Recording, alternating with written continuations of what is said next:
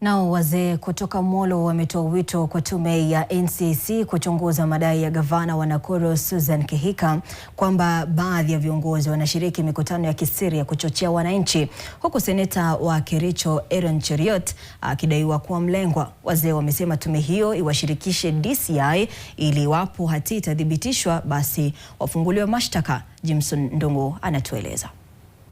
Viongozi kutoka hapa Moro wanataka tume ya NCIC kuchunguza madai ya mikutano ambayo imekuwa ikifanyika hapa, haswa midha ya usiku.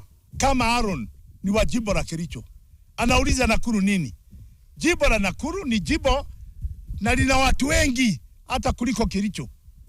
Aende aongee na watu wa kwao, aweke amani kwao.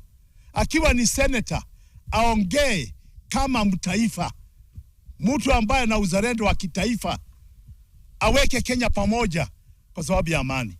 Mambo ya kuja kufuruga jimbo la Nakuru ina wenyewe.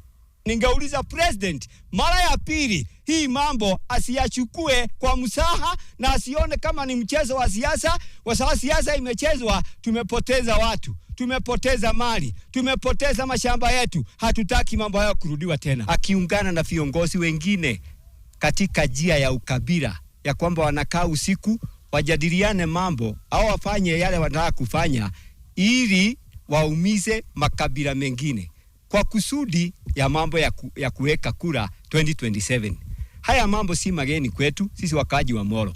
Tumeyaona kutoka 1992 ikaja mpaka 2007. Viongozi hawa pia wameahidi kwamba hawatakubali mikutano ambayo hufanywa kugawanya Wakenya kwa misingi ya kikabila. Nikiripotia NTV mashinani kutoka hapa Molo, kaunti ya Nakuru. Jina langu ni Jimson Ndungu.